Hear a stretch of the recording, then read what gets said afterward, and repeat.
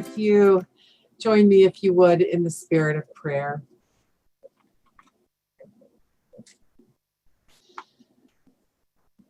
We believe in you, God, maker of rainbows, spinner of chaos, weaver of stories, daredevil gambler. We believe in you, Jesus Christ, rabbi of the poor and carpenter of new creation. We believe in you, Holy Spirit, nudging discomforter, midwife of changes. We believe in the church as that group of people who have chosen to believe these outrageous, offensive, and wonderful truths. And so we thank God, this one God with many names, you, God. May the words of my mouth and the meditation of all of our hearts be acceptable to you, our rock and our Redeemer. Amen. I'm going to do a little tech adjustment here because I'm on my own here. I'm going to do this.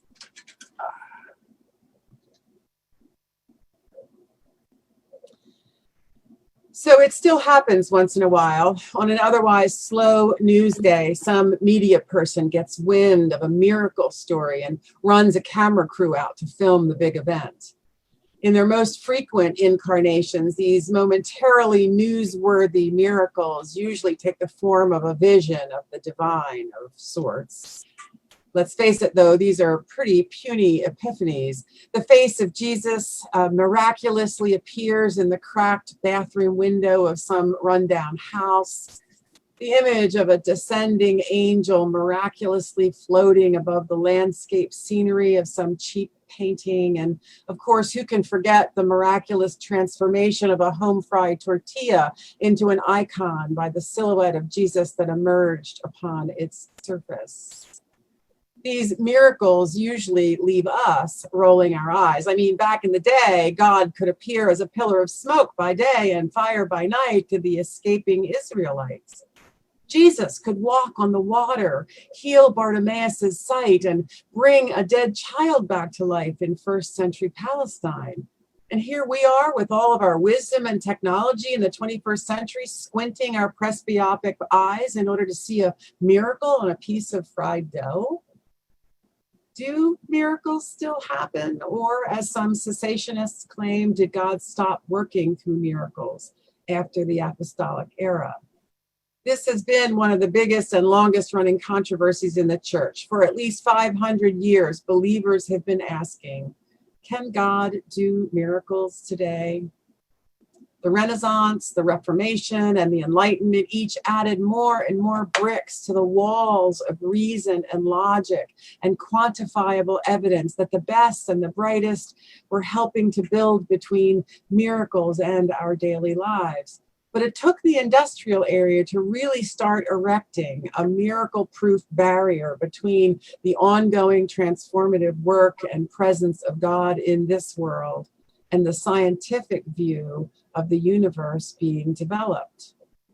As these walls have grown higher and higher, the separation between those who continue to believe in the presence and possibility of miracles and those who utterly deny this kind of experience has become taller and deeper. How ironic then that as we move ever deeper into the postmodern, post-Christendom era, miracles are always making a comeback. Let's take, for example, the great debate over a supposed long ago miracle, the virgin birth. Few issues have caused such historic histrionics. Churches have been split and thousands of books have been written on the possibility or impossibility of a miraculous virgin birth. There have been heresy trials, denominational divisions, including our own Trinitarian-Unitarian split, and ruined ministries for the sake of this issue. The debate often has been ugly and nasty on both sides. Reams of papers and teams of scientists have marched before virgin birth believers, denouncing the belief in that miracle as anti-science anti-rational, and anti-intellectual. Unfortunately, many of the defenders of the virgin birth miracle consider such designations complimentary. The evangelicals and fundamentalists adhering to the old, not since the apostolic era mandate against miracles are just as restrictive and closed-minded as the clinical white-coated skeptics. So where does this leave us today? Well, we live in a world where science makes it possible for virgin births to happen every day. We call the process in vitro fertilization, and the results test tube babies. Isn't it rather amusing that those who refuse to admit the possibility of God doing a virgin birth are in a posture today of watching science do virgin births every day? Isn't it rather amusing that those fundamentalists who would refuse to allow God to perform miracles in the dawn of the 21st century have no problem at all with allowing human scientists to do the same thing?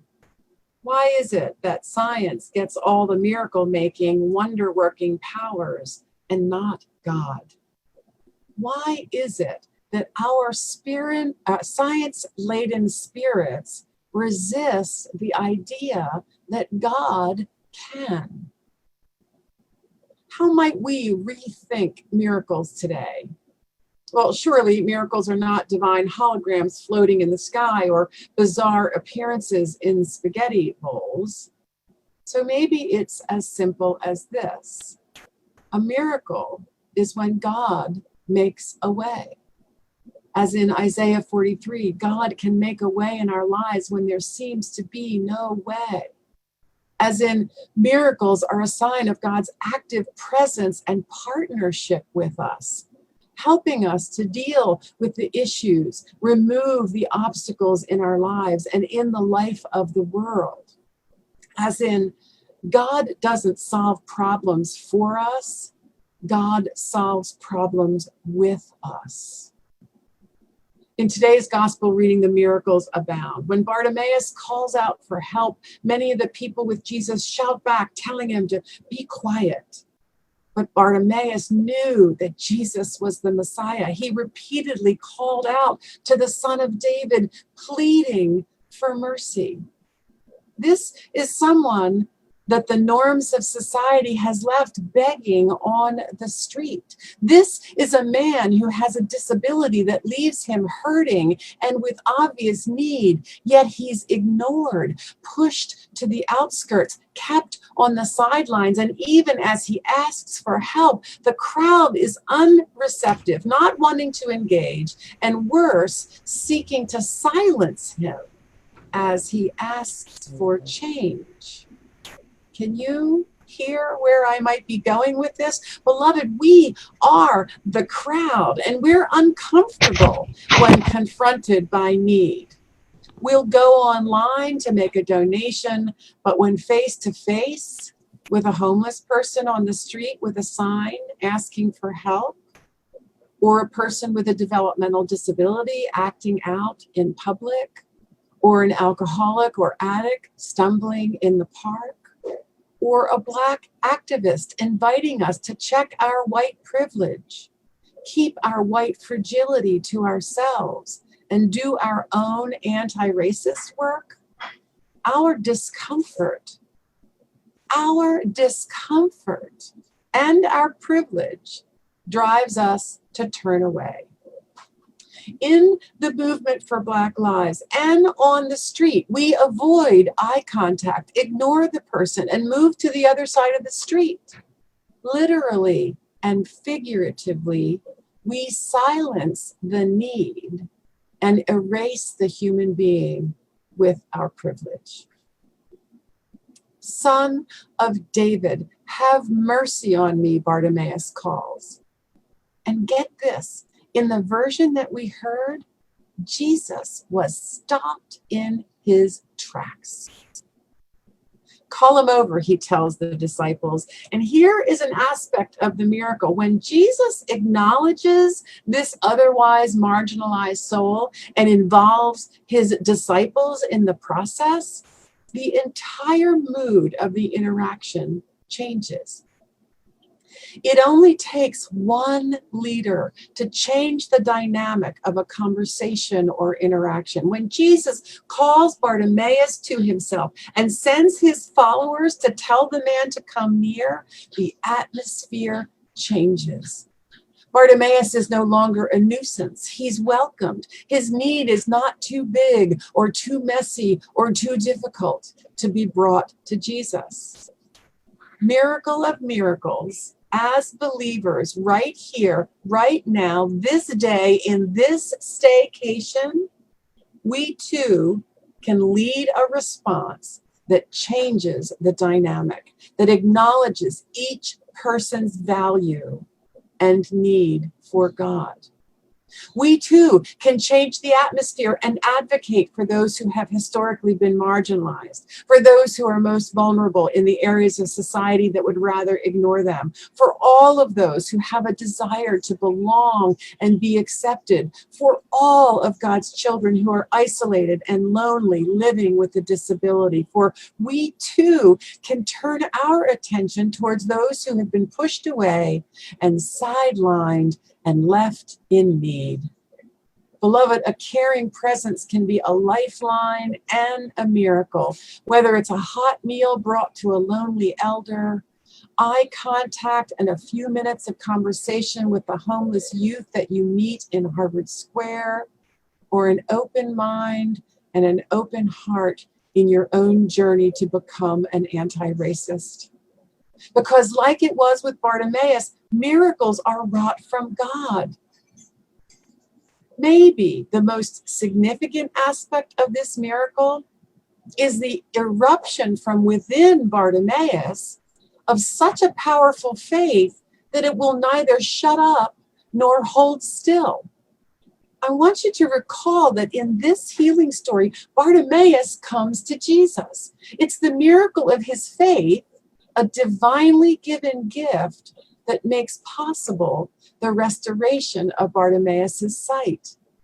In the life of this roadside beggar, God makes a way when there seemed to be no way. Now, I suspect you might be caught up short and stuttering if someone asked you point blank, what miracles has God performed in your life? We postmoderns haven't been taught to think about events in our lives as miracles. We've been trained to look for threads of logic, reason, and fact to hold the fabric of our lives together.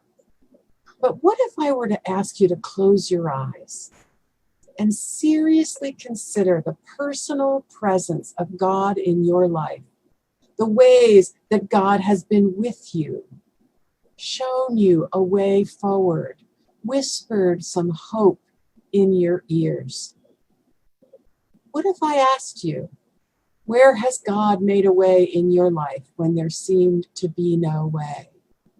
Where has God made a way in your neighborhood where there seemed to be no way? Or where is God making a way in our country where there seemed to be no way? If we were to practice thinking in terms of miracles, we would be surprised at how easily we can recognize and talk about the miraculous ways that God has been or is opening a way. You practiced during the children's message. My friends in AA have taught me to see this way. The fact that I have not found it necessary to pick up a drink or a drug for 11,935 days, that is a miracle. And because I've become practiced at seeing the places where God is making a way when it seems like there is no way, I do see the hand of God in this time of racial reckoning. Is it a miracle that the murder of George Floyd in the midst of the pandemic of 2020 has brought a commitment to a full-scale transformation of both America's enduring caste system and the racism that undergirds and enfleshes that system? It feels like a miracle to me. So let's practice in a real internal way, seeing some miracles. I want you to close your eyes if you're willing and hold that wonderful idea that God does and will make a way when there is no way. I want you to think about a time when someone held your hand. Has there ever been a moment in your life when the miracle of a compassionate, sympathetic touch has transformed solitary anguish into comforting companionship?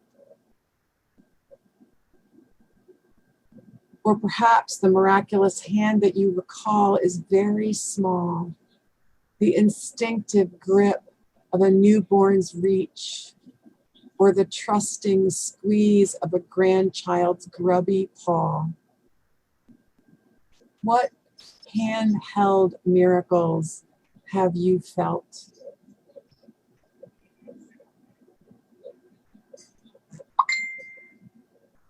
What about an incident when you couldn't stop laughing? Why do we always think of miracles as somber events?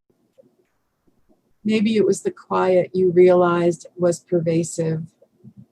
Maybe it was the slowdown of our pace, or the lack of traffic when you went to the grocery store, or the number of people who are just walking with their children, or the reduction in the carbon emissions, or the birds that you could suddenly hear, or the shift in a personal relationship that came from having more time for being more dependent on each other. Or maybe you made a new connection, a new friend met or saw your neighbor in a new way. Or maybe during this staycation, you have had the eyes to see how much need is all around you. How much change is being called for? How many and how deeply human beings are being harmed by poverty and racism? Beloved, God makes a way when there is no way. It only takes one leader to change things. When Jesus called Bartimaeus to himself and sends his followers to tell the man to come near, the atmosphere changed. When we show up and see our neighbor's need, we can change the atmosphere. When we look for miracles, we can see miracles and we can witness to them. When we look for God's hand making a way, we can see the way. My beloved, let us go out into our families and into our neighborhoods and into our city and be the hands and feet of our Maker, following Jesus's way to make a way for all. For that would surely be a miracle. Amen.